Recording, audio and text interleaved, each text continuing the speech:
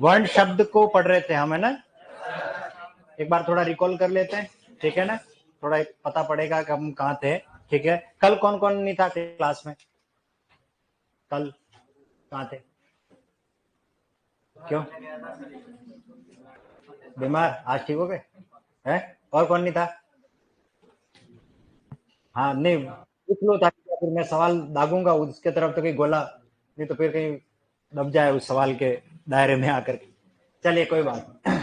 हिंदी की महत्वपूर्ण अवधारणाएं कितनी है? 4, जिस पर हमने बात की, वर्ण, शब्द, वाक्य, पद, ठीक है? भाषा की सबसे बड़ी इकाई कौन सी है?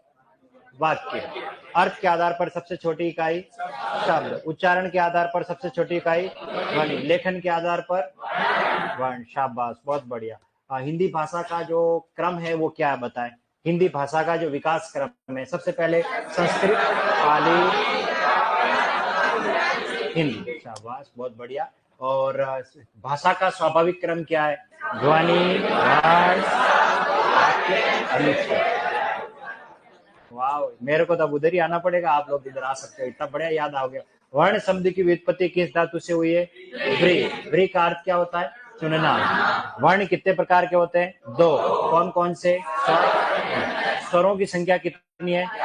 व्यंजनों की संख्या कितनी है? जो स्वतंत्र है, निर्बाध है, बिना सहायता के एक ही प्रयास में उच्चारित हो जाए। Very good. जो परतंत्र है, सबाद है और स्वरों की सहायता से उच्चारित हो जाए, व्यंजन। यहां तक हमने पढ़ लिया था, ठीक है? अब उसको थोड़ा सा लिख लेते हैं, फिर हम आगे चलेंगे। अभी तो आप लिख लीजिए क्योंकि कल मैंने जो पढ़ाया उसी को लिख रहा हूं। सबसे पहले वर्ण लिख दीजिए।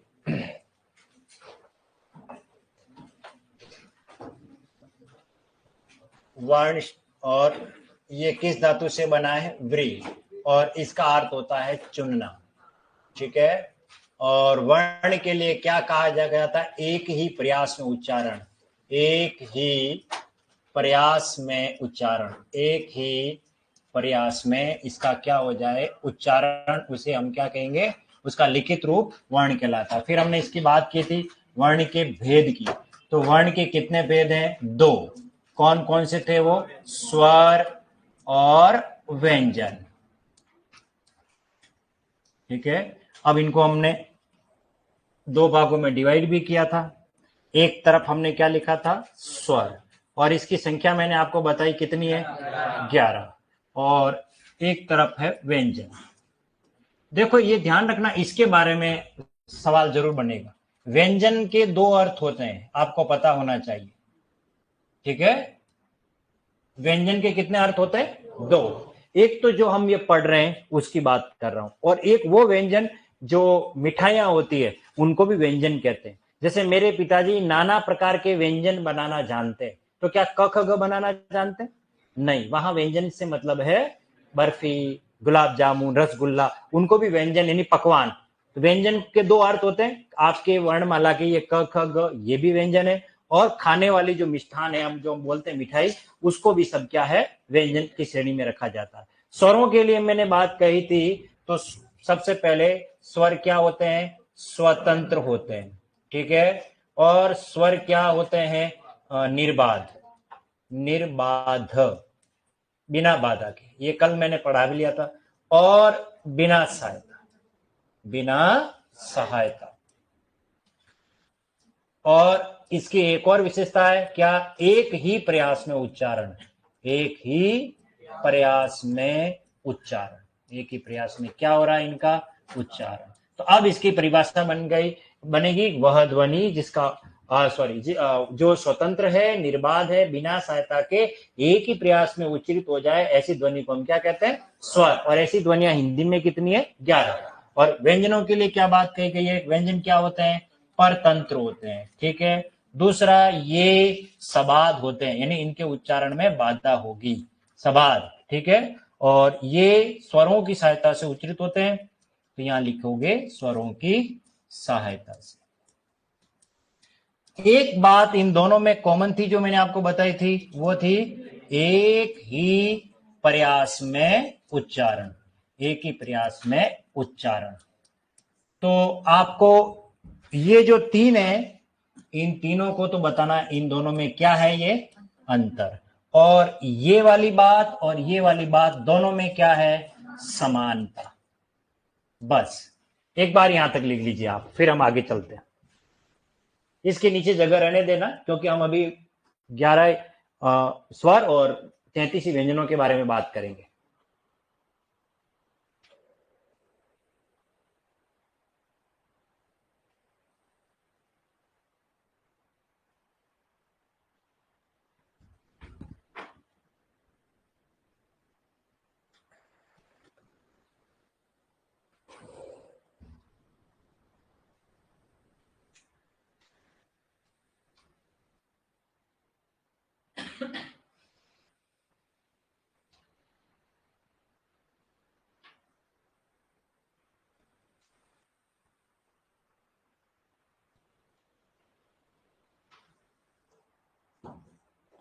लिख लिया सभी ने?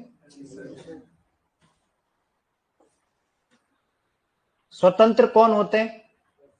स्वर। परतंत्र कौन होते हैं? व्यंजन। ये याद रखना। और आपको इनमें से इन जो इधर और उधर जो बातें लिखी, इनमें से आपको एक प्रश्न पूछा जा सकता है, स्वरों के संदर्भ में कौन सा कथन सत्य है या कौन सा असत्य है। इसी तरह व्यंजनों के संदर्भ में कौन सा कथन सत्य है या कौन सा कथन असत्य, ऐसा भी पूछा जा सकता है। बस ये डेटा हमारे दिमाग में होने चाहिए, इनमें से कुछ भी पूछा जा सकता है। क्लियर? सबने लिख लिया इसे? ओके, अब आगे चलते हैं। स्वरों के बारे में बात कर रहे हैं। स्वरों की संख्या कितनी? अब आप लिखेंगे नहीं, बस ये क्या मैंने पढ़ा लिया था, अब आपको लिखना नहीं है। अब आपको खाली देखना है, फिर उसके बाद में आपको समय दूंगा। ये बात हो रही है किसकी? स्वर की। स्वर कितने? 11। ठीक है, और वो 11 प्रकार के जो स्वर है उनके बारे में बात कर लेते हैं। वो स्वर कौन कौन से हैं? एक सबसे पहले अ के बाद आ के बाद ई, फिर उसके बाद ई, फिर उसके बाद उ, फिर उसके बाद रे, फिर ए, फिर आई के बाद ओ के बाद औ के बाद जावा दो। काका जरूर आगे जावा दो। बस 11 हो गए ना, और कहां तक जाओगे? ये हो गए हमारे एकादश, 11 स्वर हो गए। ठीक है, इनको आगे ये देखो, ये बहुत काम के हैं, क्योंकि पूरी स्वर संधि इन्हीं पर है। अ से लगा करके औ तक, इन सब पर मैं बात करने वाला हूं, इसलिए बहुत गहराई से पढ़ा रहा हूं इनको, क्योंकि आगे बहुत बातें आने वाली है। इनको एक एक को समझना बहुत जरूरी है। ठीक है, दूसरे नंबर की बात कर रहे थे हम, और वो क्या है? व्यंजन। क्या है? व्यंजन। और शुद्ध और प्रामाणिक व्यंजनों की संख्या कितनी है? 33। कितने हैं? 33। याद रखें, इनका क्रम निश्चित है। क, च, ट, त, प। क, च, ट, त, प, ये भी खूब आएंगे व्यंजन संधि। पूरी व्यंजन संधि इन्हीं पर है, और इसको खूब लिखवाऊंगा मैं। इसका क्रम फिक्स है, क, च, ट, त, प। अच्छा, क के बाद क्या आएगा? ख, फिर क्या आएगा? ग, फिर क्या आएगा? ग, और फिर क्या आएगा? मुझे याद आ रहा है 2014 में मैं रीट का बैच पढ़ा रहा था, मैं बोल रहा है सही, ठीक है ना? तो एक लड़की ने सवाल कर दिया, सर ग गमले वाला लिखूं कि ग गधे वाला लिखूं? उसने सवाल क्या किया, मैंने, ठीक है, ग गमले वाला, अरे भाई ग गमले वाले में गधे वाले में ग तो सेम आता है। उसको तो ये कहना चाहिए था कि ग गमले वाला लिखूं या ग घास वाला लिखूं। समझ में आया ना आपको? तो क्या बोल रहे ये भी नहीं पता है। उदाहरण ढंग से दे, ग गमले वाला ना ग गधे, दोनों एक ही ग प्रयोग होता है। ठीक है ना? तो ये ग अलग है ना, ये ग अलग है। च के बाद क्या आएगा?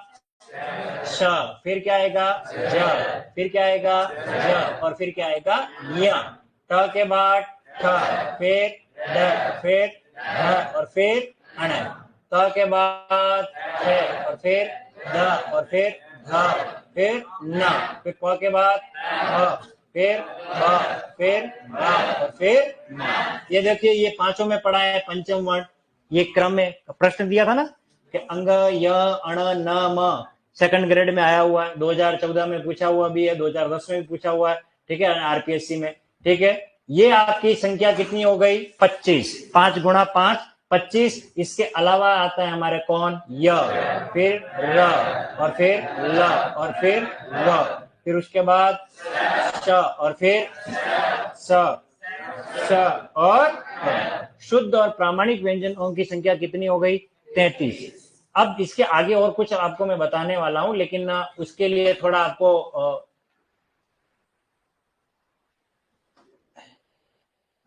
ये एक अलग प्रकार की ध्वनि अभी हाल फिलहाल 22 अगस्त 2024 को केंद्रीय हिंदी निदेशालय ने इसको स्वीकृत किया है, और हमें फक्र होना चाहिए, हमें गर्व होना चाहिए। ये राजस्थानी ध्वनि है। जानने के लिए देखें अगला एपिसोड, इस पर मैं बात करूंगा ये क्या है, कौन है, इसके बारे में, कहां से आया। तो अब हमारे जो देवनागरी में वर्णों की जो संख्या है उसकी कितनी हो गई है 52 से कितनी हो गई है 53, जो हम आगे बात करेंगे, अभी नहीं कर रहा हूं मैं, ठीक है। अभी इस पर आगे बात कर रहे हैं। प्रामाणिक जो व्यंजनों की संख्या है उस पर बात कर रहे हैं, जो परंपरागत तरीके से चले आ रहे हैं वो ये हमारे, ठीक है। तो क से लगा करके ख तक पुलिस फर्स्ट ग्रेड में एक प्रश्न आया था, और वो आपको मैं दे रहा हूं, ठीक है।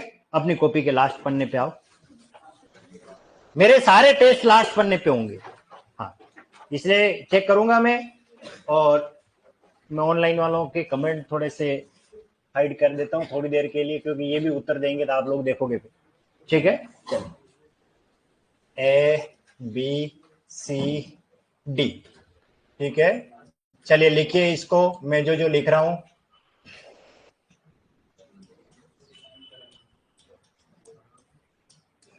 प्रश्न यह है, हिंदी वर्णमाला के आधार पर सबसे अंत में कौन सा शब्द आता है। अल्फाबेट जैसे अंग्रेजी में होता है ना ए टू जेड, जैसे एप्पल पहले आएगा और जू डिक्शनरी में कब आता है, लास्ट में आता है ना। तो उत्तर आपको लिखना अपनी कॉपी में, हिंदी वर्णमाला के आधार पर हिंदी में सबसे लास्ट में वर्ण कौन सा आता है, मतलब शब्द कौन सा आएगा। डिक्शनरी जब हिंदी की ढूंढ में आप में शब्द ढूंढोगे तो ज्ञात, श्रम, त्रिशूल, हल ऐसे शब्द लिखे हुए हैं, इसमें सबसे अंत में कौन सा शब्द आपको मिलेगा, वो अपना उत्तर राइट करो। देख, अगर जिसको प्रश्न समझ में आया है तो, और नहीं आया तो फिर मैं आपको बताऊंगा इसका उत्तर क्या है। अक्षत्र ज्ञ कभी बचपन में पढ़े होंगे आपने, वर्णमाला तो पढ़ी होगी, शाबाश, वेरी गुड। अरे सिंपल प्रश्न, इतना दिमाग में लोड लगाने की क्या जरूरत है। हाँ, वेरी गुड। मैंने त्रिशूल कैसे लिखा, आपने कैसे लिखा है, मात्रा वहां बड़ी लिखी है, यहां मात्रा बड़ी करो, शब्द को देख कर हम नहीं लिख रहे हैं। हाँ, आपने क्या उत्तर लिखा बताओ, वेरी गुड, शाबाश, बहुत बढ़िया, शाबाश। आपने क्या लिखा, बहुत बढ़िया, शाबाश, हाँ शाबाश, बहुत बढ़िया। त्रिशूल में मात्रा बड़ी करो। तीसरी लाइन मैंने कहा लिखी, चश्मा दो। हाँ, एक अच्छे दृष्टा अगर हम नहीं बन सकते तो फिर हम हिंदी भी नहीं सीखेंगे, ठीक है ना, ये ध्यान रखना। ये तो ठीक है मैं इधर लखनऊ की गलियों में घूम रहा हूँ, बाकी पता ही नहीं रहता। ये तो आप बड़ी लिखोगे, घर पे जाएंगे करेंगे, नहीं सर ने ऐसा ही लिखा था, मेरा मरण हो जाएगा ना यार, मैं वैसे मर रहा हूं। ओके, सही आंसर है ज्ञात। अरे क्षत्रज्ञ ऐसा नहीं पढ़ा आपने, क्षत्रज्ञ। किस किस से लिखा ज्ञात, हाथ खड़ा करें, गलत। किस किस से लिखा, हा? सही आंसर है त्रिशूल। ये किस किस से लिखा, ये बिल्कुल इस गलत, हाथ खड़े कर रहे हैं, ये संयुक्त अक्षर है, ये राइट होता है। ये किसने लिखा है, ये अल्लाह। सही आंसर क्या है, हल। अरे देवी और सज्जनों, ये रहा।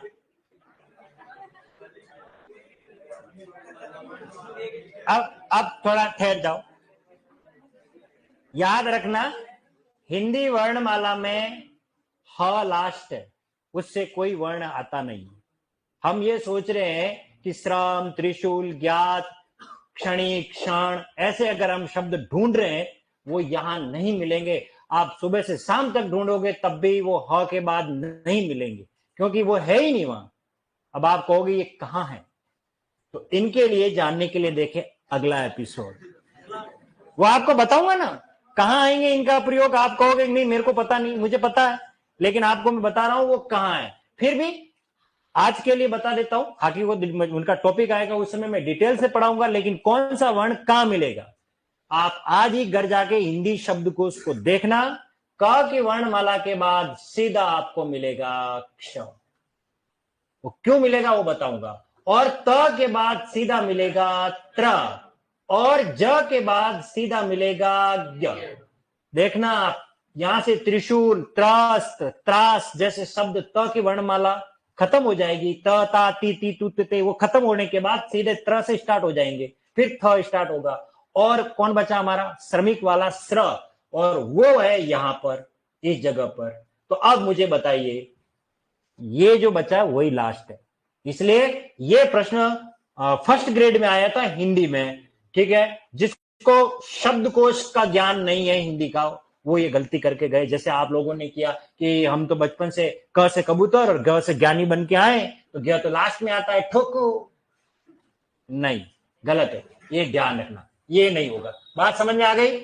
ओके, चलिए तो फिलहाल इनको लिख लीजिए, एक बार स्वरों को लिख लीजिए और व्यंजनों को लिख लीजिए, फिर आगे चलते हैं।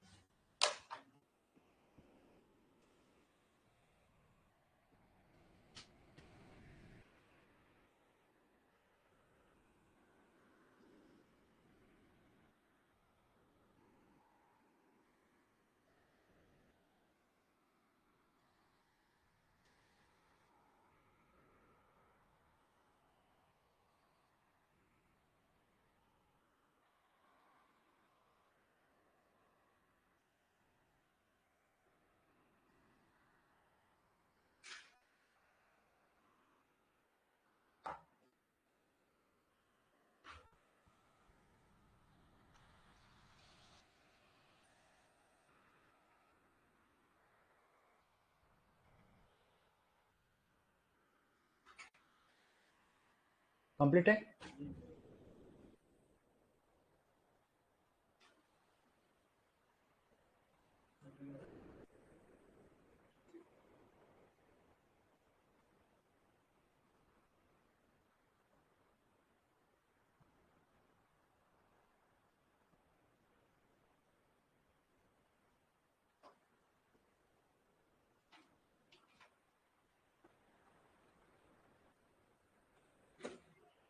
ताज्जुब हो रहा है कि क ख ग को भी यूं देख कर लिखना पड़ रहा है। हाँ, बार बार क फिर ख, अपने आप तो कॉन्फिडेंस नहीं है, अरे कहीं क के बाद कहीं और तो नहीं चल जाए। पहली दूसरी बार लिखे नहीं थे।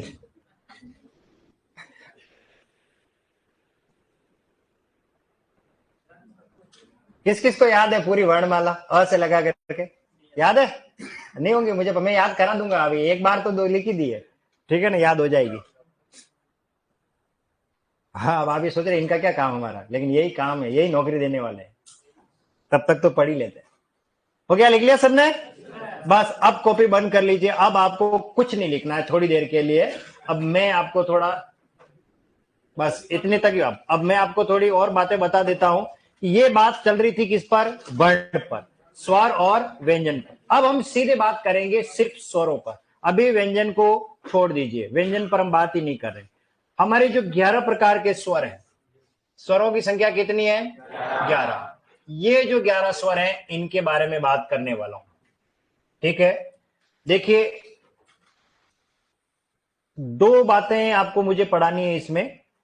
हालांकि मैं पिछले सभी बैचों में बहुत सारी बातें पढ़ा रहा था, क्योंकि मेरे पास समय बहुत हुआ करता था, और जो नहीं काम की होती थी फिर भी मैं पढ़ाता था। उसका कारण ये हो सकता है इस बच्चे का कहीं और किसी कंपटीशन में जाएगा तो उसका काम हो जाए, लेकिन कृषि पर्यवेक्षक में मैं जो ये टॉपिक पढ़ा रहा हूं अभी आपको, ये आपके टॉपिक है भी नहीं है। आपका टॉपिक संधि से स्टार्ट होता है। संधि के लिए जो अपेक्षित ज्ञान चाहिए उतना तो मैं आपको दे ही दूं।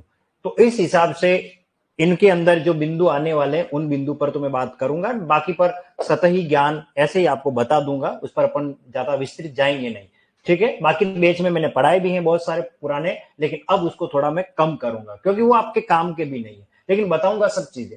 बात आ रही है इन स्वर के बारे में। हमारे भाषा वैज्ञानिकों ने इन स्वरों का वर्गीकरण किया। वर्गीकरण यानी क्लासिफिकेशन। जब हम किसी का वर्गीकरण करते हैं तो उसका कोई न कोई आधार होता है। जैसे हम राजस्थान को पढ़ते हैं तो राजस्थान का वर्गीकरण का भी आधार है। अरावली का प्रदेश, रेगिस्तानी प्रदेश, मैदानी प्रदेश, कोई न कोई ऐसे फैक्ट होते हैं जिसके आधार पर उसको बांटने से हमारा अध्ययन सुगम हो जाता है। तो हमारे भाषा वैज्ञानिकों ने क्या किया है, इन 11 प्रकार के स्वरों को 7 मुख्य आधारों में विभाजित किया। कितने आधारों में? 7। ये 7 आधार हमारे दिमाग में होने चाहिए बस। सबसे पहला जो आधार आता है वो आता है उच्चारण समय। उच्चारण समय या मात्रा के आधार पर। उच्चारण समय या मात्रा के आधार पर स्वर, यह आपके काम का है, इसलिए मैं इसको पढ़ाऊंगा। उच्चारण समय या मात्रा के आधार पर स्वर कैसे? तब आप देखिए, इन 11 प्रकार के स्वरों के उच्चारण में एक जैसा समय नहीं लगता है। अ को बोलने में जितना समय लगता है उससे कहीं थोड़ा अधिक आ के उच्चारण में लगता है। तो दोनों में उच्चारण समय में अंतर हुआ कि नहीं हुआ? बस उच्चारण में लगने वाले समय को मात्रा कहा जाता है। तो उच्चारण समय के आधार पर स्वर कितने श्रेणियों में है उन पर हम बात करेंगे, ठीक है। दूसरी बात करते हैं मुखाकृति के आधार पर। मुखाकृति, मुखाकृति के आधार पर। मुखाकृति का मतलब है हमारे मुख की बनावट। इन 11 प्रकार के स्वरों के उच्चारण में हमारा मुंह खुलता है, क्योंकि बिना खुले तो ध्वनि बाहर आने वाली नहीं है। तो जब फेफड़ों से हवा निकलती है और मुख विवर से बाहर निकलती है तब हमारा मुख सक्रिय होता है, और इस स्थिति में मुख सर्वाधिक खुलता है, कम खुलता है, आधा खुलता है। तो ऐसे कितने स्वर है जिनके उच्चारण में मुख पूरा मगरमच्छ की तरह खुल जाता है? अब आया समझ आपको? हाँ, तो इस आधार पर हम स्वरों को पढ़ेंगे, वो कहलाएगा मुखाकृति के आधार पर, ठीक है। तीसरा आधार है ओष्ठाकृति। ओष्ठाकृति, ओष्ठाकृति। आप बताएं सर, ये ओष्ठाकृति, ओष्ठ का मतलब क्या होता है? होठ, होठ, ओष्ठ यानी होठ। और क्या कहते हैं होठ को? है, ये तो लड़कियां तो कहेगी, क्योंकि हाँ लिप्स और लिपस्टिक जो होता है, फेविक स्टिक मत दे देना कहीं गिफ्ट में, नहीं तो दापड़ी बिल्कुल बोलती बंद हो जाएगी। हाँ, तो आपने होठ सुना है और ओष्ठ सुना है। क्या व्यवहारिक जीवन में कभी ओष्ठ काम में लिया? कभी नहीं लेंगे, हम होठ ही बोलते हैं। क्या बोलते हैं? होठ। मैंने कहा ना, कल पढ़ाया था ना आपको, मुख सुख के कारण, है ना। तो इसलिए गाने बनाने वाले भी होठ का ही प्रयोग करते, कभी ओष्ठ का नहीं करते। भीगे होठ तेरे, कभी भीगे ओष्ठ तेरे, कभी कहा नहीं कहा, ठीक है ना। ये ध्यान रखना, होठ रसीले तेरे, होठ रसीले, तो ओष्ठ रसीले तेरे, ओष्ठ रसीले, ऐसा थोड़ी कहा उसने। तो ओष्ठ होठ का मतलब तत्सम रूप है, होठ तद्भव है। लेकिन एक इसका और पर्यायवाची भी है, आपको पता है, होठ को अधर भी कहा जाता है। क्या कहा जाता है? अधर। इसके अलावा होठ को क्या कहा जाता है? लब कहा जाता है। क्या कहा जाता है? लब। आपको पता है, बहुत पुराना एक गाना, और इसमें गाना आता है, उसमें ये शब्द भी आता है, क्या कहूं के शर्म से है लब सिले हुए। उसमें लब यानी क्या होता है? होठ होता है, ये ध्यान रखना। तो अब होता क्या है, इन 11 ही स्वरों के उच्चारण में होठ खुलेंगे, कभी गोल होंगे चूड़ी की तरह और कभी पिचक जाएंगे। बस ये ध्यान रखना है। जैसे आप ई, ये देखो होठ यूं जाएंगे, और ऊ ओ होठ गोल हो रहे ना, बस ये आपके काम के नहीं है ये। हाँ ठीक है ना। शाबाश। हाँ, कितना मजा आएगा हिंदी, ऐसे हिंदी पढ़ोगे कितना आनंद आएगा। ओष्ठाकृति के आधार पर बात समझ में आ गई। फिर अगला जो प्रकार है वो है जिह्वा की स्थिति। जिह्वा की स्थिति, ये जिह्वा की स्थिति से क्या मतलब है? हमारी ये जबान है, जिबड़ी, ये बार बार घूमती फिरती रहती है। कि जीवा का अगला भाग, जीवा का पिछला भाग, जीवा का मध्य भाग किन किन स्वरों का उच्चारण करता है। इसलिए जीवा का अग्र भाग अगर काम में लिया जा रहा है तो उसे अग्र स्वर कहेंगे, पश्च स्वर कहेंगे, उसके आधार पर। ये सारा कंसेप्ट जो ऊपर के 4 बताएं ये सब उच्चारण पर है। अगला जो आता है वो आता है बनावट के आधार पर। ये आपके काम का है, इसलिए क्योंकि आगे संधि में हम पढ़ेंगे। बनावट के आधार पर स्वरों को कितने भागों में डिवाइड किया गया है। अब बनावट से मतलब क्या उसको समझ लेते हैं। देखिए ये है अ और ये है अ और ये ई और ये है ई। क्या इनमें कोई अंतर है? कोई अंतर नहीं। ये 2 लड़कियां, ये 2 लड़के, यूं मान के चलिए आप, ठीक है। दोनों हम शक्ल है, दोनों जुड़वा है।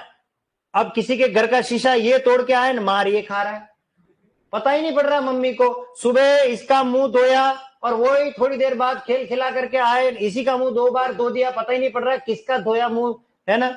इसलिए मम्मी ने निशान कर दिए कि ये नान को, ये मोट को, ये नान की, ये मोट की।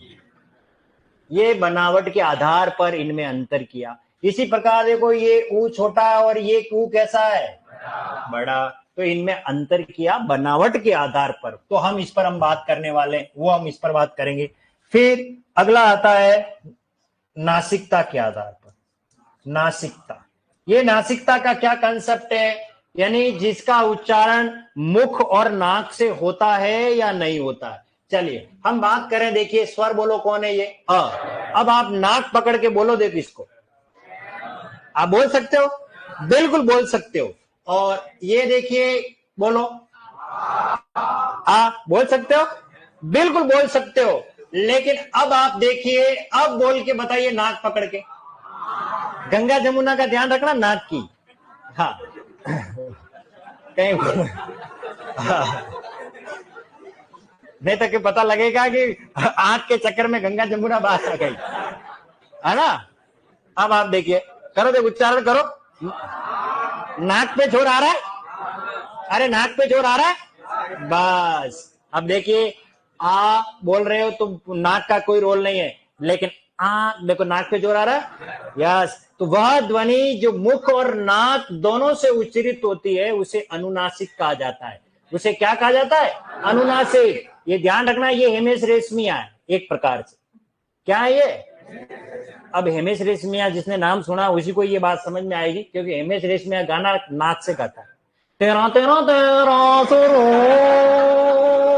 झलक दिखला जा, है ना। हाँ, आशिकी में तेरी, हाँ ऐसा करना, नाक से गाता है, तो वो नाक से गाता है, ठीक है ना। तो ये देखिए, लड़की आंख मारे, है ना। तो ये मुख और नाक वाली ध्वनि है, ये ध्यान रखना, इस पर हम बात करेंगे। तो नासिकता के आधार पर जिनका उच्चारण केवल मुख से होता है उसे निर्नुनासिक कहते हैं, और जिनका उच्चारण मुख और नाक दोनों से होता है उसे सानुनासिक कहते हैं। बात समझ में आ गई, उसको हम पढ़ेंगे। अगला और अंतिम है उच्चारण स्थान। उच्चारण स्थान, उच्चारण स्थान से क्या मतलब है, इसको भी थोड़ा मैं समझा देता हूं। उच्चारण स्थान क्या है,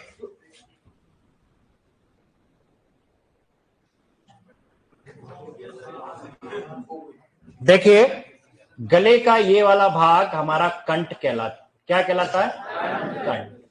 और ये वाला भाग यहां से लगाकर यहाँ वाला, ये सबसे ऊंचाई वाला भाग है जिसे मूर्धा कहते हैं। मुर्दा मरे हुए को कहते हैं, वो अलग है, ये मूर्धा है। क्या ये, मूर्धा। और ये जो स्लोप होता है इसको कहते हैं तालु। क्या कहते हैं, तालु। और ये नासिका और ये ओष्ठ है। मुख्यतः ये हमारे उच्चारण स्थान है। वे वर्ण जिनका उच्चारण कंठ से होता है उन्हें कंठी वर्ण कहते हैं, जिनका उच्चारण मूर्धा से होता है उन्हें मूर्धन्य वर्ण, जिनका तालु से उन्हें तालव्य, और जिनका दंत से उन्हें दंत्य, और जिनका नासिका से उन्हें नासिक्य। ये मोटे मोटे हमारे उच्चारण स्थान है। बाकी और भी होंगे जो हम बाद में इस पर बात करेंगे। 2 जगह से मिलेंगे तो उसको क्या कहेंगे, कंठ तालु भी कहेंगे, कंठ ओष्ठ भी कहेंगे, वो बात की बात है। लेकिन इसके आधार पर हम स्वरों को भी पढ़ेंगे, तो वो कहलाएंगे उच्चारण स्थान के आधार पर। तो स्वरों का जो वर्गीकरण किया गया वो मुख्य कितने आधारों पर किया गया, 7 आधारों पर। उच्चारण समय या मात्रा के आधार पर, मुखाकृति के आधार पर, ओष्ठाकृति के आधार पर, जिह्वा की स्थिति के आधार पर, बनावट के आधार पर, नासिकता और उच्चारण स्थान। अब आपके लिए सबसे महत्वपूर्ण जो फैक्ट आपको पढ़ने हैं वो है बनावट के आधार पर और उच्चारण समय के आधार पर, क्योंकि ये हमारे आगे आने वाली जो संधि है उसमें ये दोनों काम आने वाले हैं। बाकी ये हमारे कोई काम के नहीं है, फिर भी मैं इनका आपको नॉलेज जरूर दूंगा। तो हेडिंग डाल दीजिए स्वरों का वर्गीकरण, और ये सातों बिंदु लिख करके कॉपी बंद कर देना, बस इतना ही लिखना अभी। स्वरों का वर्गीकरण और उच्चारण समय या मात्रा के आधार पर, मुखाकृति के आधार पर, ओष्ठाकृति के आधार पर, जीवा की स्थिति के आधार पर, बनावट के आधार पर, नासिकता और उच्चारण स्थान के आधार पर।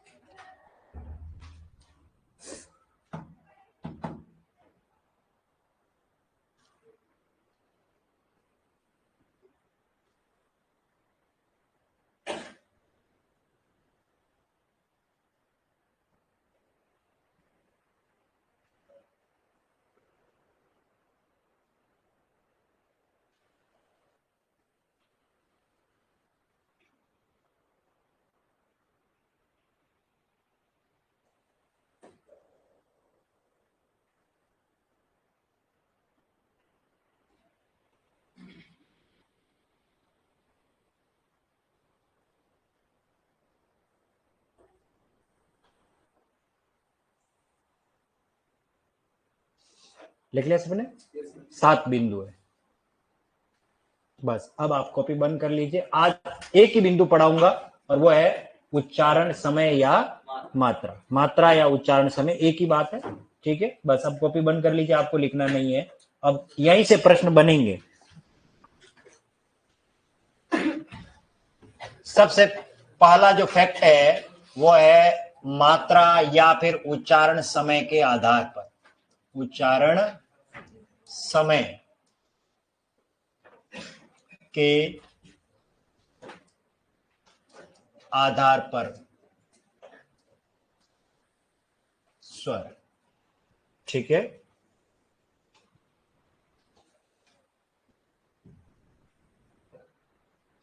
सबसे पहले हम बात करते हैं वे स्वर जिनके उच्चारण में बहुत ही कम समय लगता है, उन्हें क्या कहते हैं? तो उन्हें कहते हैं रस स्वर।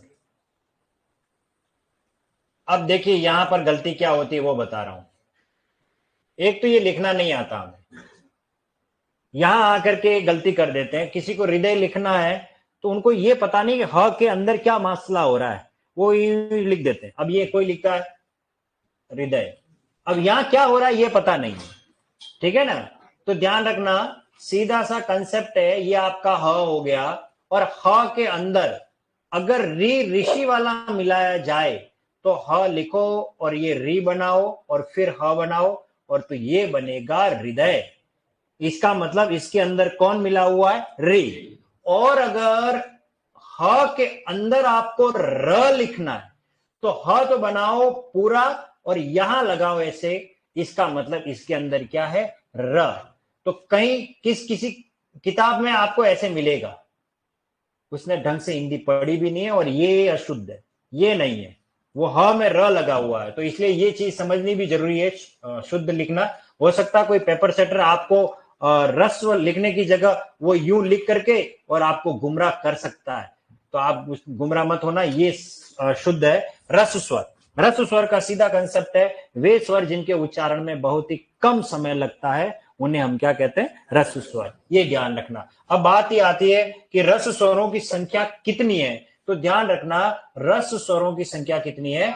4। ये ही है सबसे महत्वपूर्ण, और उनमें से सबसे पहले नंबर पे आता है अ, फिर आएगा ई, और फिर आएगा उ, और फिर आता है री। ध्यान रखना ये 4 ऐसे स्वर हैं जो आपका पीछा छोड़ने वाले नहीं है, पूरी संधि प्रकरण में कभी काम आने वाले। रस स्वर कहा गया है क्योंकि इनके उच्चारण में बहुत ही कम समय लगता है, इसलिए इनको क्या कहते हैं? हम रस स्वर कहते हैं। इतनी सी जानकारी हमारे लिए नाकाफी है। अब इनके लिए खास 3 बातें जरूरी। अब इसके बाद में टेस्ट भी लूंगा आपका, इसलिए इसको समझना जरूरी है, और वो टेस्ट बहुत अच्छा टेस्ट है और मुझे लगता है कि आप लोग बढ़िया इसमें नंबर लाओगे। देखिए रस स्वर को लघु स्वर भी कहा जाता, ये इसका दूसरा नाम है। अगर परीक्षा में यूं पूछ दें लघु स्वरों की संख्या कितनी है तो क्या कहोगे? 4। लघु स्वर कौन कौन से हैं? तो अ, ई, उ, री। एक ही बात है, चाहे रस स्वर को चाहे लघु स्वर। लेकिन जब भी हम व्याकरण की बात करते हैं तो रस स्वरों को ज्यादा मान्यता दी गई है, लघु स्वर नहीं दिए जाते, पहले रस स्वर ही लिखते। एक बात तो ये हो गई। दूसरी बात ये किसी से मिलकर नहीं बने हुए, ये किसी से मिलकर नहीं बने, लेकिन दूसरों को बनाने में अपनी भूमिका अदा करते हैं कि अपने आप में मूल है। जैसे सीमेंट है, जैसे पत्थर है, जैसे चूना है, ये मकान बनाने के काम में आता है। तो वो मकान बनाने के लिए मूलभूत क्या चीजें चाहिए? सीमेंट, पत्थर, रेत, तो वो मूल हो गए। तो ये ऐसे 4 ध्वनियां हैं जो किसी को बनाने में अपनी भूमिका अदा करते हैं, ये मूल रूप से, इसलिए इनको मूल स्वर भी कहते हैं। इन्हें क्या कहते हैं? मूल स्वर। अगर आपसे पूछे मूल स्वरों की संख्या कितनी है? 4। यहां तक बात समझ में आ गई? ठीक है। और ये इनके उच्चारण में कम समय लगता है, इसलिए इनको क्या कहते हैं? लघु स्वर। इनके उच्चारण में समय कम लगता है तो इनकी मात्रा डिसाइड की गई है और इनकी मात्रा होती है 1।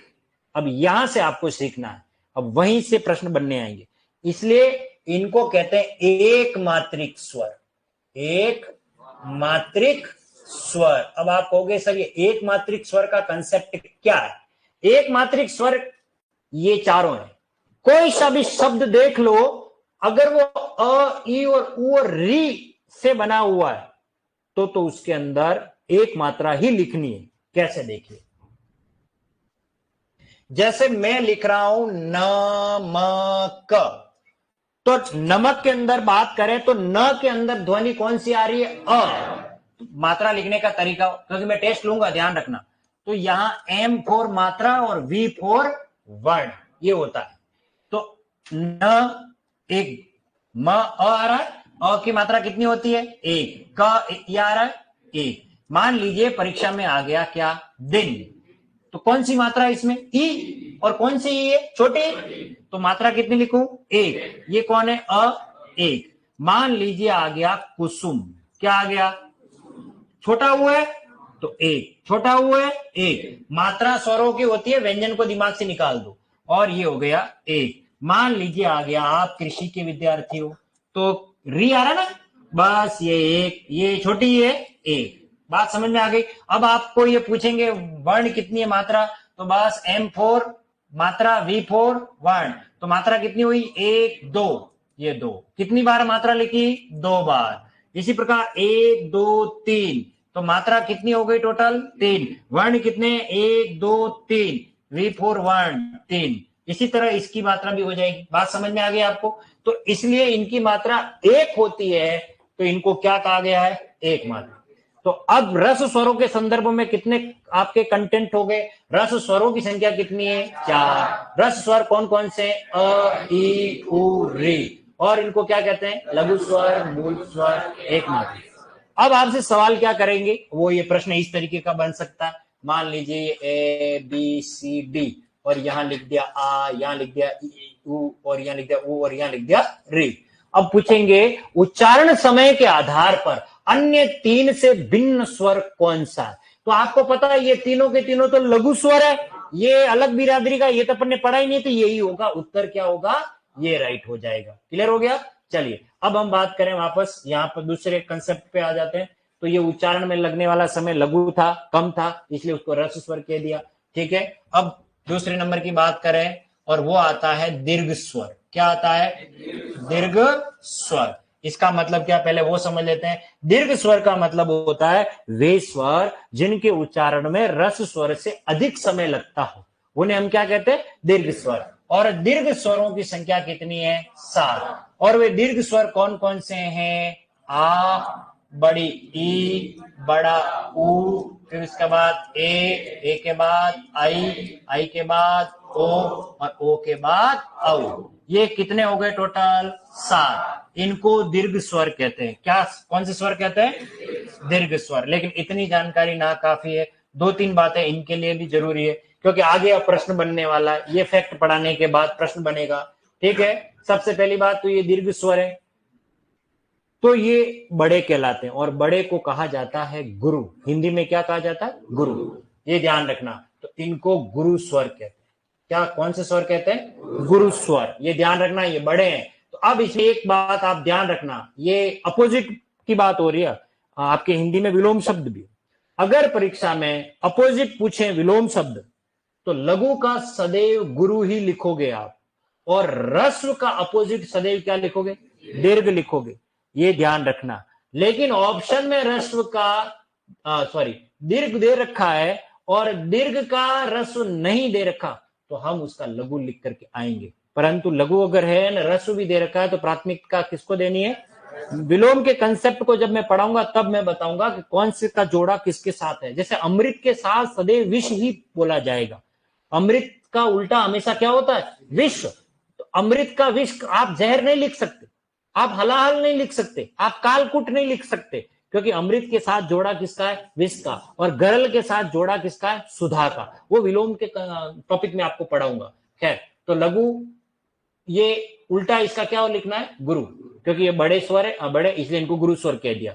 दूसरा, ये सभी स्वर ऐसे हैं जो संधि से बने हुए, और अ मिलाओगे क्या बनेगा? आ। ई और ई मिलाओगे क्या बनेगा? बड़ी। इसका मतलब ये किससे बने? संधि से। तो इनका दूसरा नाम है संधि स्वर। इनको क्या कहते हैं? अगर आपसे परीक्षा में पूछे संधि स्वरों की संख्या कितनी है, तो आपका उत्तर होना चाहिए 7। बात समझ में आ गई?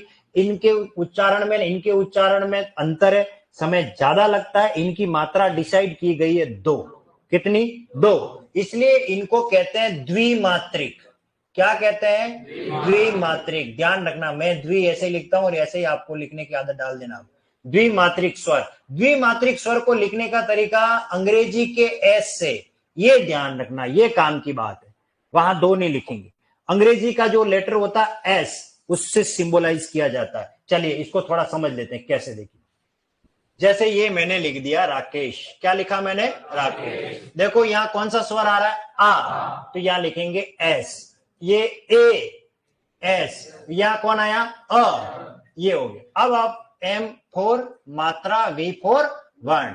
तो 2 2 4 और 1 5। और कितनी बार मात्रा लगाई है? 3 बार। ये है इसका क्लासिफिकेशन। मान लीजिए परीक्षा में आ गया रामायण, मैं आपका टेस्ट लूंगा इसके बाद, अच्छी तरीके से समझ लेना। कोई ये सवाल मत करना बात चमचे में नहीं आई है। एक एक उदाहरण बता रहा हूं।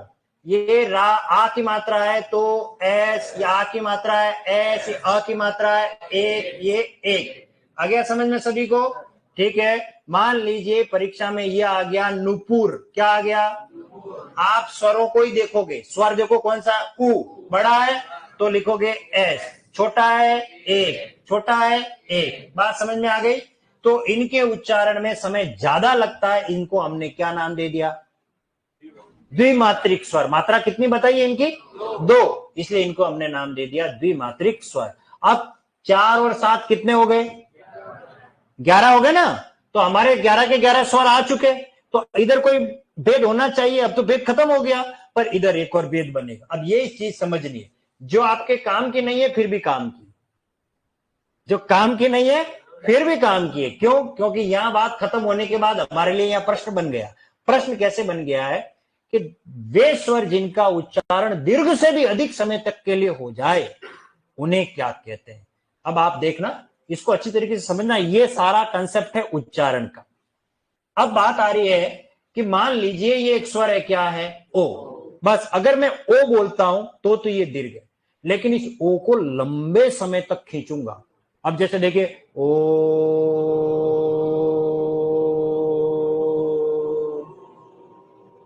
ओम शांति, है ना? तो जब किसी स्वर को लंबे समय तक खींचते हैं, दीर्घ से अधिक, तब उसको हमने नाम दे दिया प्लूत स्वर। क्या नाम दिया उन्हें? अब सिर्फ इतना जानना, इसमें कोई आपको ज्यादा इसमें नहीं उलझना है। ध्यान रखना इसमें क्या क्या बातें हैं वो आपको समझना है कि जिनका उच्चारण दीर्घ से अधिक समय के लिए होता है उन्हें हम क्या कहते हैं? प्लुत स्वर।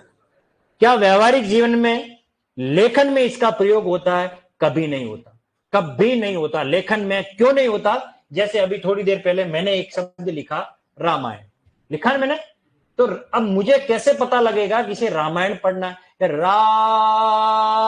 रामायण ऐसे पढ़ना है? क्या नहीं। इसका मतलब लेखन में इसका हम प्रयोग नहीं कर रहे हैं।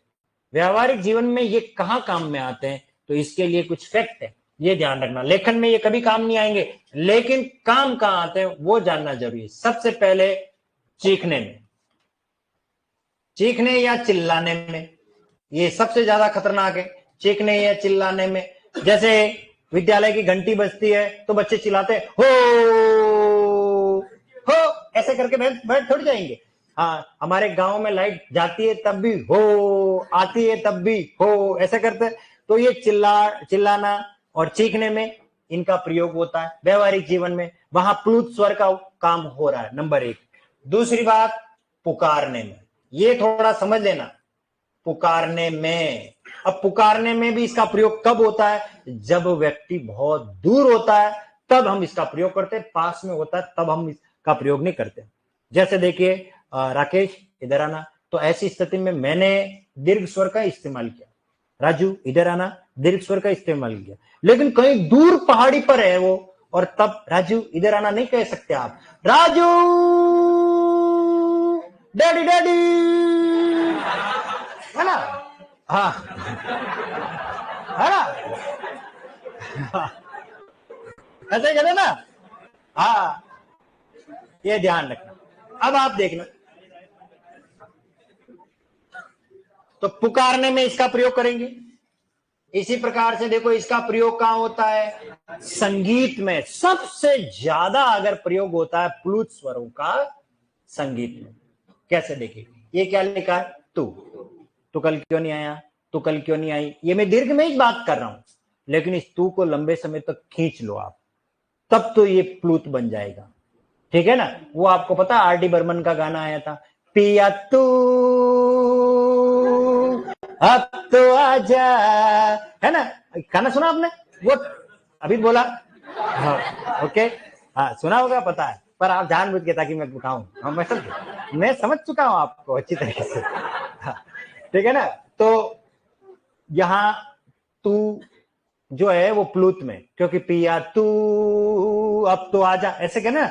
अब आप इसको प्लुत में नहीं कहो ना, डायरेक्ट दीर्घ में कहो, पिया तू आजा, ऐसे थोड़ी कहोगे क्या दीर्घ में?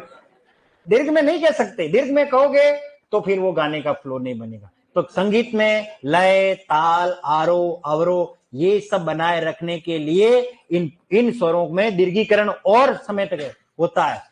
अरे, अब देखो ऐसा कहा, अरे ऐसा थोड़ी कहा, अरे अरे अरे, ऐसे धीरे जाएंगे, है ना? तू जब जब मुझको पुकारे, मैं दौड़ आऊं नदिया किनारे।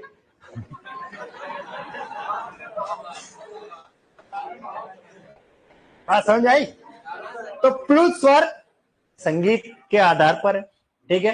अब पुकारने में इनका प्रयोग, चीखने में इनका प्रयोग, संगीत में इनका प्रयोग। अब बात ये आती है, इनकी मात्रा डिसाइड की गई, हम कब दीर्घ को प्लुत बोले, उसके लिए आपको मैं आपको लेके चलता हूं। एक मूवी आई थी, कहो न प्यार है, और उसमें वो, हाँ, वो एक मूवी आई थी, आप कभी देखी हो। उसमें वो गाने के, जिसने संगीत की दुनिया में कदम रखा है, संगीत को पढ़ा, देखा, समझा है, तो उनके कुछ इस तरीके के सिंबल होते हैं अंदर। वो ध्वनि को आरोह अवरोह, उतार चढ़ाव, इसका लय, ताल, रियाज करते हैं, उस पर बात होती है। जो सारे गम प होता है, पंच सप्त सुर होते हैं, उसके आधार पर, ठीक है ना? तो वहां पर क्या होता है कि आपको कैसे, किस वर्ण को लंबे समय तक खींचना है, तो उसके ऊपर एक सिंबल होता है, और वो सिंबल इस तरीके का होता है। ये 3 दिख रहा है हिंदी का, इसलिए इसको कहते हैं त्रिमात्रिक स्वर। त्रिमात्रिक स्वर, त्रिमात्रिक स्वर। अब त्रिमात्रिक स्वर का मतलब ये, अब कब आपको राजू बोलना है, वो आपको ऐसे लिखा हुआ मिलेगा, राजू, और ऊपर क्या लिखा रहेगा, 3। अब इसका मतलब, अब आपको इसको राजू नहीं पढ़ना है, इसको पढ़ना है राजू। बात समझ में आ गया? आगे, सॉरी, तो ये ध्यान रखना। तो इसका प्रयोग ये कहीं काम आने वाले नहीं है। प्लुत स्वरों का प्रयोग कहां होता है, चीखने में, चिल्लाने में, पुकारने में, संगीत में, और इनकी मात्रा कितनी है, त्रिमात्रा, और इनका कोई आकार नहीं होता, इसलिए इनको कहते हैं निराकार। इन्हें क्या कहते हैं? निराकार। बात समझ में आ गई? क्लियर। अब बात करते हैं इनके बारे में कि रस स्वरों के संदर्भ में कौन सा कथन असत्य है। रस स्वरों के संदर्भ में कौन सा कथन असत्य है? रस स्वरों की संख्या 4 है। रस स्वरों को लघु स्वर कहते हैं, रस स्वरों को संधि स्वर कहते हैं, रस स्वरों को एक मात्रिक स्वर कहते हैं। संधि स्वर किनको कहते हैं? दीर्घ स्वर। हो सकता है आपको ये पूछ दे कि दीर्घ स्वरों के संदर्भ में कौन सा कथन असत्य है। दीर्घ स्वरों की संख्या 7 है। दीर्घ स्वरों को गुरु स्वर कहा जाता है, दीर्घ स्वरों को द्विमात्रिक कहा जाता है, दीर्घ स्वरों को मूल स्वर कहा जाता है। बात समझ में आ गई आपको? किन स्वरों का प्रयोग चीखने, चिल्लाने, पुकारने में किया जाता है? त्रिमात्रिक स्वर किन्हें कहा जाता है? पुरुष स्वर। बात समझ में आ गई? संगीत में किन स्वरों का प्रयोग करते हैं? बात क्लियर हो गई? तो मात्रा और उच्चारण समय के आधार पर स्वरों को मुख्यतः तो 2 कैटेगरी में बांटा है, बाकी अध्ययन की सुगमता के आधार पर हम इसको कितनी श्रेणी में विभाजित करते हैं? 3। अब छाप लो इसे।